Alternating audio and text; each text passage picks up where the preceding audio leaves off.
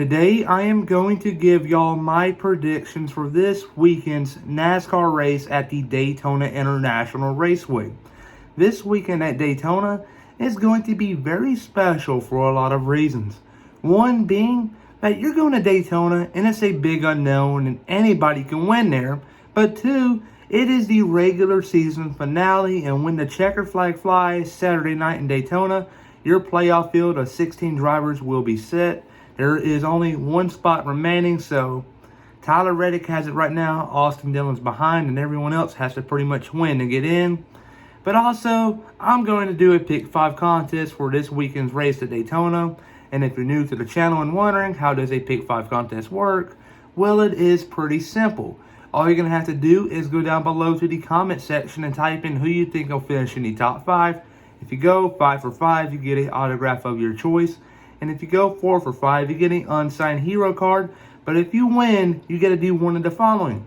DM me on Twitter at WBlackwell72 or email me at WBlackwell6426@gmail.com. And that's only if you win a prize. And I don't want to go into the comment section and go back and forth for mailing address. That stuff is private.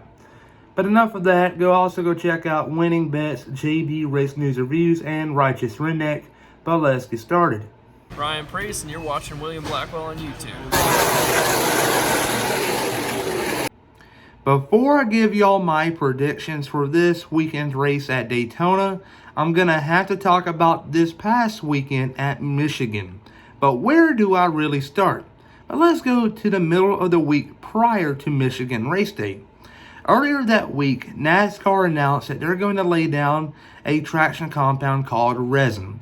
And if you're new to the sport and wondering what resin's supposed to do, well, resin is supposed to be laid down to enhance the racing. NASCAR laid down resin about a month ago at Nashville, and the racing was spectacular. But they also use another compound called PJ1. It's sticky stuff. It's like getting a Coca-Cola bottle and just spilling it on the ground and stamping on it. It's so sticky and stuff like that. But they're trying to enhance the racing and promote more grooves to the track. And this past weekend at Michigan, it worked out. The resin is here to stay. And man, it was some spectacular racing.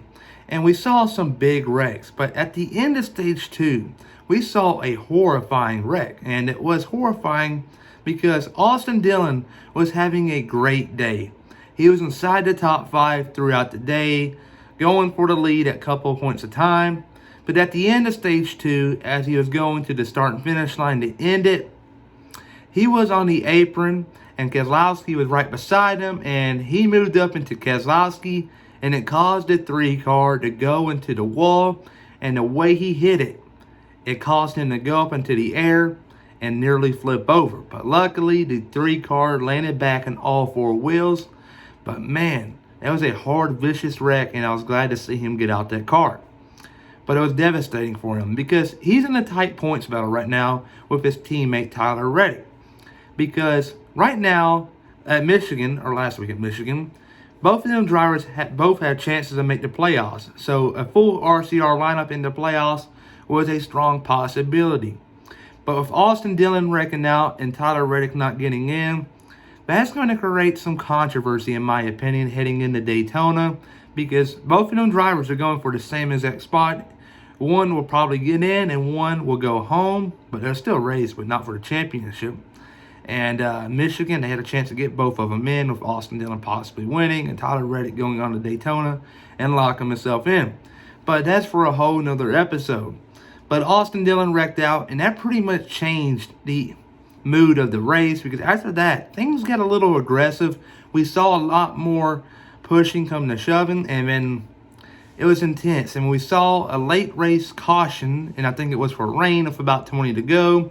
They restarted and we saw another wreck, and we also saw a big wreck later on with Tyler Reddick, Joey Logano, Christopher Bell, Josh Berry in the 7 car, Ryan Newman, the Rocket Man, in the 6 car, and a couple other drivers. And that set up an interesting restart at the end. I think it was 4 to go. And we saw Ryan Blaney and William Byron and Kyle Larson up front. Blaney made some aggressive moves and he got into first place. and he held on to that to win his second race of the season. And this is big for Ryan Blaney for many reasons. One being that Blaney has never won multiple races in the season, and Ryan Blaney always wins at some type of plate track or road course, but no really 2 mile, mile and a half type of tracks.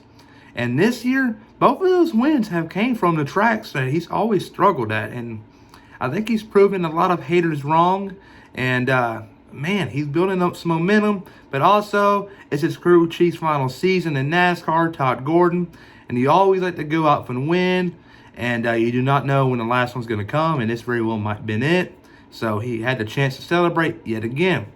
But finishing runner-up to Ryan Blaney was the 24 car of William Byron, who had a great solid day, collected a lot of points. Third place was the 5 car of Kyle Larson, in my opinion, the best car throughout the day, right beside the 3 car of Austin Dillon. Finishing fourth was the 1 car of Kurt Busch, which kind of surprised me, because at the end, I think it was with 2 to go, he kind of got a little loose off of turn 2 and got stopped, and the 14 rear-ended him, but I'm surprised he kept on going on and didn't have a wreck go on. But rounding out your top 5 would have been the 11 car of Denny Hamlin. And Denny Hamlin also is my driver of the week, and here's why. Denny Hamlin, these last 2 weeks, has been pretty consistent in my opinion.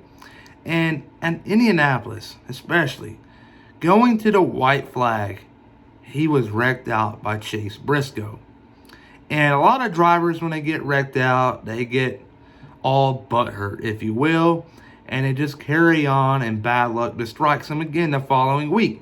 But no, Denny Hamlin kept on, and he's not winning a race by any means here this past weekend in Michigan, but he did come on with a top 5 finish, and that says a lot about that 11 team. They go through adversity, and they still manage to come out for a great result. And that 11 team is starting to heat up as they enter the playoffs, and trust me when I say this here, they might be winless right now, but they do have some great tracks in the playoffs, and I can see them winning a handful of them and possibly going to the Final Four for another year in a row. But that's for a whole nother video. But now let's talk about Daytona. This weekend, the NASCAR Cup Series heads out to the biggest unknown on the schedule, and that would be the Daytona International Raceway. And for me to say I am hyped for this race will be an understatement, because a lot of things can go on here, and I'm really excited to see what goes on, because you will see 16 drivers going home with a smile on their face and with a chance to go win the 2021 championship, and the other half of the field will be going home disappointed, upset, furious, and frustrated, and looking forward to 2022. And but who will be that one driver to steal that last spot for the playoffs? Because right now, Tyler Reddick is 28 points to the good, if I'm not mistaken. And his teammate Austin Dillon is outside by 28. And although the other drivers following in suit behind Austin Dillon are in must-win situations, but which driver will be getting into the playoffs? Will it be Tyler Reddick or will it be Austin Dillon? And to be honest with you here, I don't think neither one of them are going to make it, that last spot. Because I think we will see an upset winner. Sort of an upset. Because the winner of this Saturday night's race at Daytona will be the 43 car of Eric Jones. Eric Jones has won here in the past at Daytona. He won the 2020 Daytona Clash. Ouch. And that was a wreck fest. But he also won this race back in 2018. And he was not given neither of them wins. But he has what it takes to win, and he's on an equal playing field for the first time since Talladega, in my opinion, earlier this year. So give Eric Jones the checker flag, in my opinion, in the last playoff spot. But finishing runner-up to him will be the 22 car of Joey Logano. Logano, I expect him to be really aggressive, and he will win at least one stage this weekend. Finishing third will be the 17 car of Chris Buescher. I think he's going to have a great run here, but will not win, and unfortunately will not make the playoffs. He has had a great year, really consistent, a lot of top 20 finishes to show, And I think he's building up some great momentum for next year because you got Brad Keselowski coming into the team and new ownership technically. So Chris Buescher, looking forward to 2022 already after Daytona. Finishing fourth will be the 9 car of Chase Elliott. Chase Elliott had to go through a hard pill to swallow earlier this year at Daytona because he finished runner-up to Michael McDowell.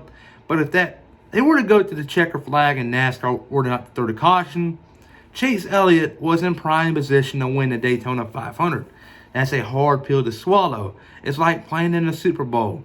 Making a field goal, but the other team calls a timeout and you miss it. That's pretty much what happened to Chase Elliott earlier this year. But I think he wants to settle with a 4th place finish, and I think he will gladly take that because Daytona is always known for its big wrecks, and Chase Elliott always finds himself involved in them big wrecks. So Elliott coming on 4th, not a bad situation. But rounding out your top 5 will be the 2 car of Brad Keselowski.